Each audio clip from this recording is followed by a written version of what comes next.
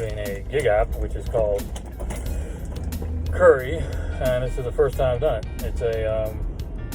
It's like a hotshot, I guess you call it expediting or hotshot trucking or delivery. It's for stuff that needs to be packages and freight that needs to be done in a timely manner. So I'm doing this one because the money's right. I'll do the calculations later when I get done with that, but it seems to be pretty good. Turn right to stay on East as far as the Mansfield mileage, Avenue. but I'll get back to you on that because right now I don't know exactly. So I'll get there and find out, if it works out. And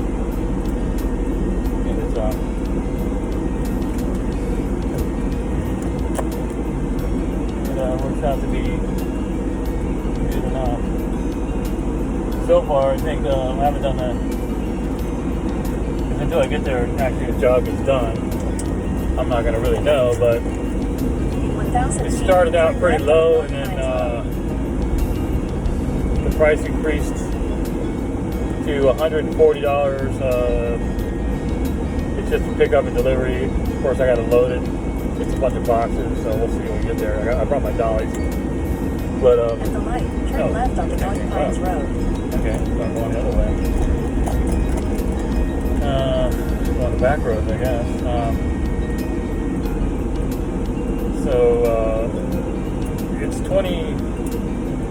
It's 25 miles to the pickup location, and then I think it's 25 miles back, so it's 50 miles. So if it were $2 a mile, it would be, it would work out to be $2 a mile. But I figure the $40 is going to cover the gas, so I still get $2 a mile plus the gas is covered, so that's not too bad. It should take continue on North Pines Road. Depending on the load.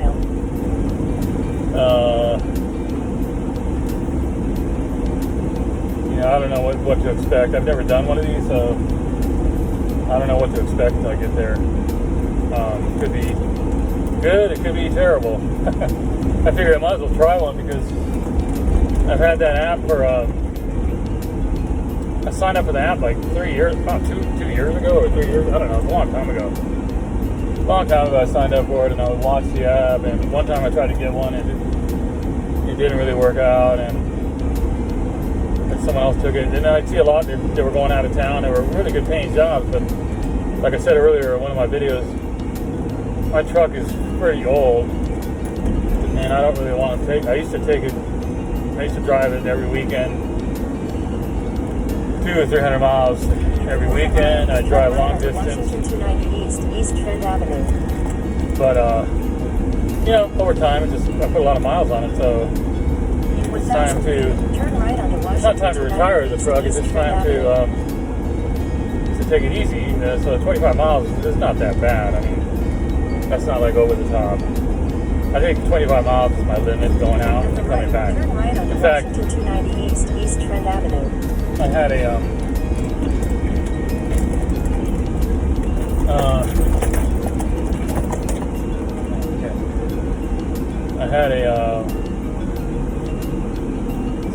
traffic. I had a couple jobs I could have booked this week. They were moving jobs, but they were going like 70 and 80 miles out. And I used to do that. In fact, not that a year or two ago, I did one that went 100 and something miles. But then I started thinking about it. I'm like, this truck's got miles on it, man. Until I get a new motor, and I don't really think I want to. Continue on Washington 290 East for 4 miles. I don't want to take it that far. It's just it's a way to keep it close enough by, so if something happens, I can get it towed back. I have a roadside assistance that takes care of all that, but it only goes so far, I think. I'm not sure how far. It might go 150, but you get out to those areas out there, way out there in the boonies, it's hard to find a tow truck, and you're stuck out there, so you might have to say, get an Uber, which costs a lot of money. If you have to take it to a shop there, or they can actually tow it back here. It just becomes a hassle.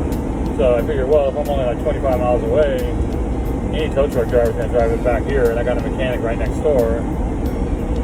So I'm not too concerned about that when it's that far. You get too far out, you want to have a really good, reliable car if you're going to go, or truck, if you're going to go that far. So that's, I mean, I've driven, when I drove a tractor trailer, I had all the maintenance taken care of. The tractor, it was a Penske. So if anything went wrong with the Penske, would replace it, or they'd fix it. So I didn't really worry too much about it. I drove that thing 38,000 miles, and I never had any problems with the engine. The only problem I had was that the air conditioning went out, and they never fixed it. And I was driving in the summer with no air conditioning in Houston, Texas. It was god awful. It was horrible. This has great air conditioning, so yeah. So I'm gonna just probably not talk too much right now. I'm just gonna drive unless I think of something. It's really hot today, so got lots of water.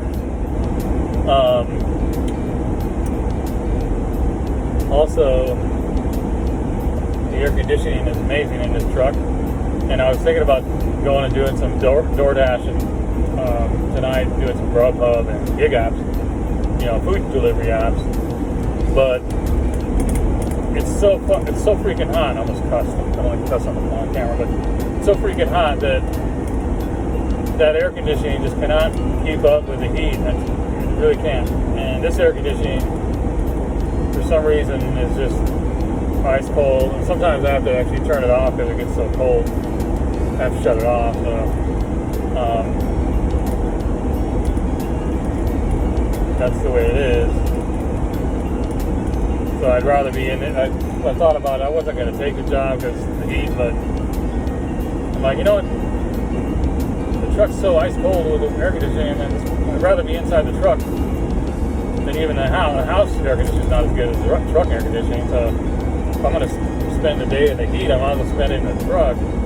Now, when I go load and unload, it's going to be very hot. I brought my dollies. I'm kind of concerned. I don't know what kind of packages these are because they don't give you the details. It just says that there's like 80 or like 100 packages, I think, and they're like 10 pounds a piece, which so I can handle 10 pounds. It's no big deal. I mean, I used to work for UPS and load trucks. We used to load. I used to be the E-rig driver. And my job was to do all the heavy 70-pound, the oversized heavy stuff. So when I loaded trucks, I was loading the, those things like in the airport, those trains that carry the luggage. Well, when I worked at UPS, I drove one of those, but I drove it inside the hub, which is a big warehouse. And I would drive around and pick up all the engine parts, like the differentials, the tires, the oversized packages. So I was in good shape back then. I was doing that for hours, and that's what I did. And so loading 10 pounds. At the traffic circle, That's nothing. straight to stay on Washington 290 East. Now when you do something like that, 8 pounds, 70 pounds each package. That's a whole different world. Let's see where we're going here. Looks like East Trent. I guess I have a hard time with this. Okay, I see. This roundabout's kind of funny. I was thinking about doing a live doing this, but the live keeps cutting out, and I'm having a hard time with it right now. Getting the live thing to work. I gotta work on that later. But it's a good time to do a video. This all week I haven't done any truck videos. I've been doing all car videos because all the jobs that I was going to book for the truck were all too far, or I just couldn't do them. And I finally got one. The guy wanted to do the job. It's a moving job, but he wants to do it later next week. So, and I'm glad because I wouldn't moving today would be pretty bad. I don't think moving would be a good idea today. It's 103 degrees. So.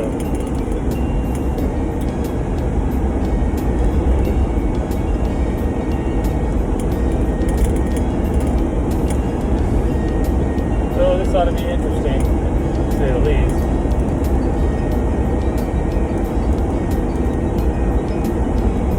I'm going to Idaho, and then I'll be going back to Spokane, so Idaho's across the border. Usually I take the 90, but for some reason they're taking me on Trent, which is a sort of a highway, I guess you call it, a state highway. I don't know what it is. Let me see if I have a sign here. I mean, you go at 50 miles an hour, 55 miles an hour, not quite. But if you go on the freeway and going into Idaho, you're going 70, so I guess you call it a highway, not a freeway.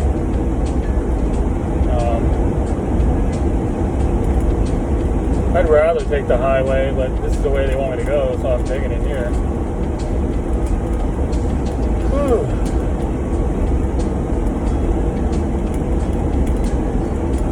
That's not too bad. I mean, it's just going to one location and going back, dropping it off for $140. I mean, that's not.